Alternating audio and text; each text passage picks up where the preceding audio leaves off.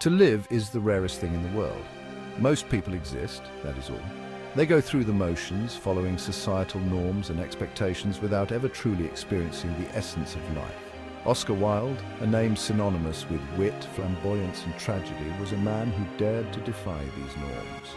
He was a literary giant who challenged Victorian norms with his words and his life. His works were a mirror reflecting the hypocrisies and absurdities of the society he lived in. His plays sparkled with satire, often poking fun at the rigid social structures and pretensions of the time.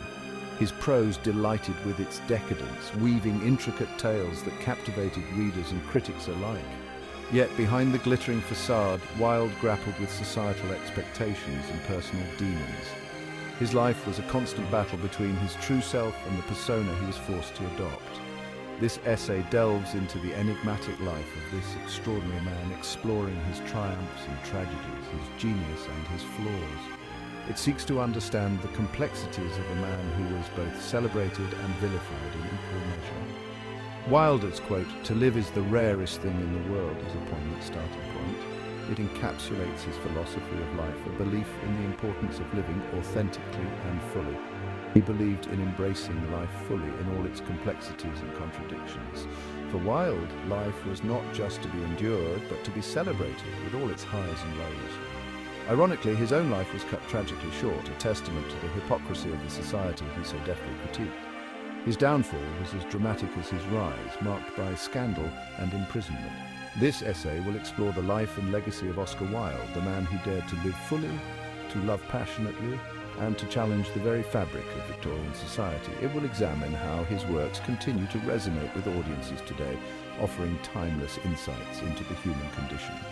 His story, though tinged with sadness, is ultimately a testament to the power of individuality and the enduring allure of a brilliant, flawed genius. Wilde's life and works remind us of the importance of being true to oneself, no matter the cost. Oscar Wilde was more than just a writer. He was a visionary, a man who saw the world not just as it was, but as it could be. He was a cultural phenomenon, a beacon of wit and wisdom in an era that often seemed stifled by its own conventions. Born in Dublin in 1854, Wilde's star rose quickly. From his early days, it was clear that he was destined for greatness. He captivated London society with his wit, his flamboyant style, and his undeniable charm.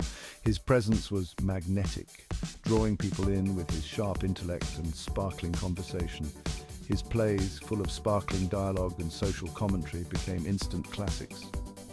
The Importance of Being Earnest and An Ideal Husband are still celebrated today for their cleverness and insight. But Wilde was not content to be merely popular. He sought to push boundaries and challenge societal norms.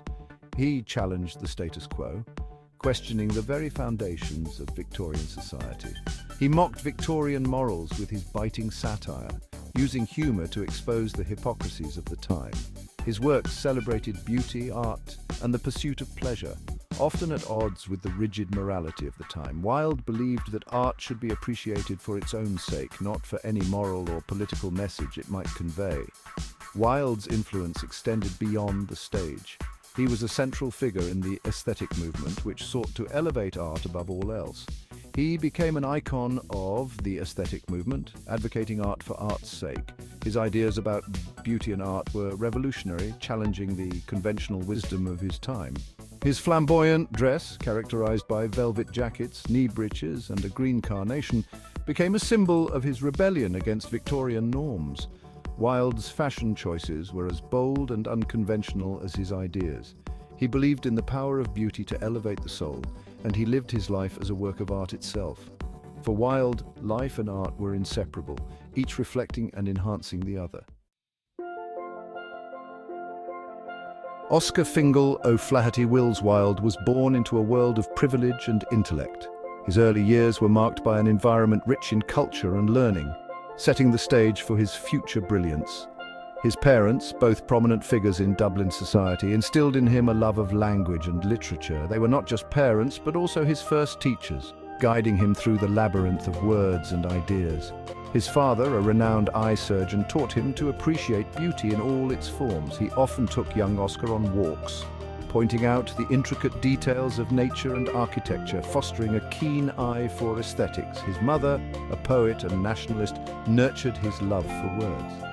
She would recite poetry and tell stories of Irish folklore, igniting his imagination and instilling a sense of pride in his heritage. From an early age, Wilde displayed an exceptional aptitude for language and a sharp wit. His teachers were often astounded by his quick grasp of complex subjects and his ability to articulate his thoughts with clarity and humour. He excelled at Trinity College, Dublin, winning awards for his scholarship and literary talent. His time there was marked by a series of academic achievements that set him apart from his peers. He then went on to Oxford University, where he fully embraced the tenets of aestheticism. At Oxford, he found a community of like-minded individuals who shared his passion for beauty and art. At Oxford, Wilde honed his skills as a writer and a conversationalist.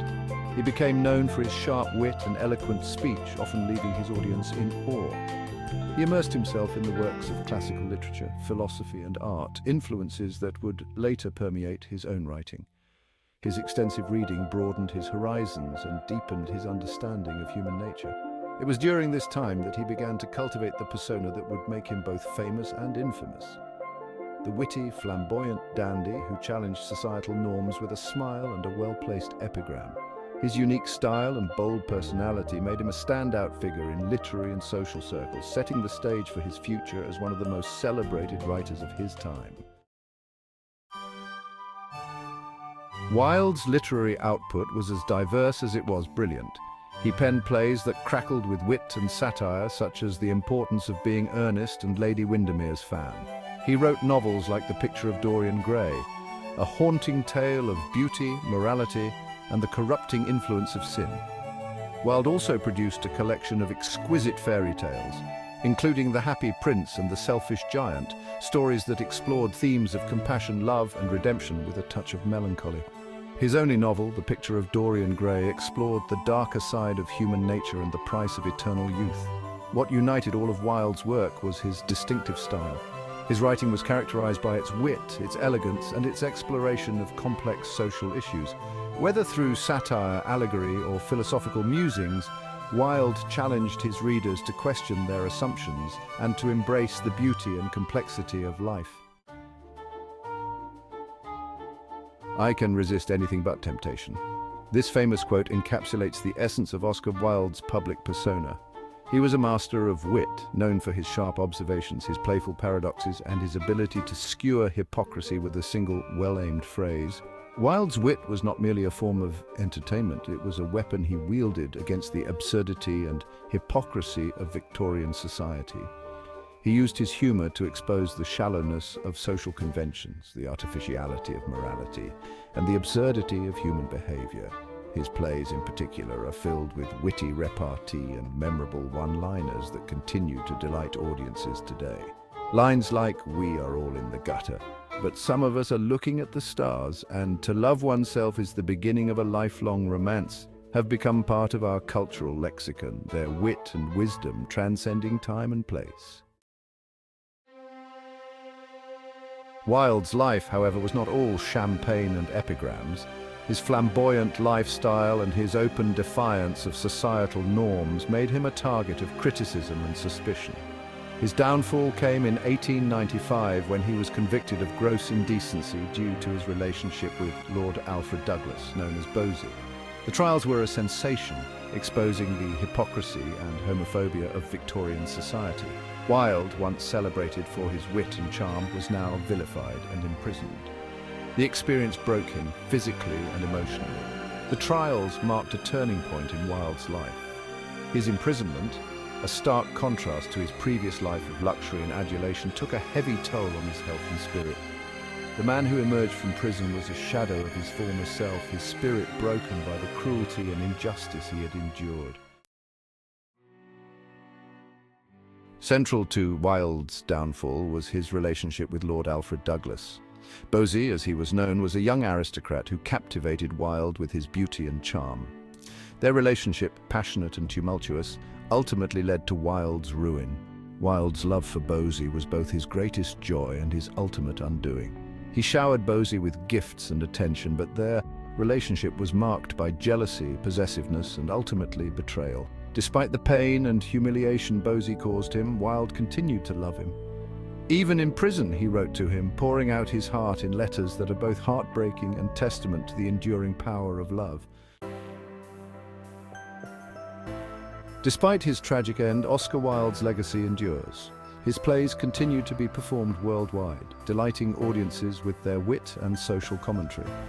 His quotes are as relevant today as they were over a century ago, their wisdom and humor transcending time and place. Wilde's impact extends beyond the realm of literature. He remains an icon of individuality, a champion of art and beauty, and a symbol of the struggle against societal norms. He taught us to embrace life's paradoxes, to find beauty in unexpected places, and to never be afraid to challenge the status quo. His life, though tragically cut short, reminds us that it is better to have loved and lost than never to have loved at all.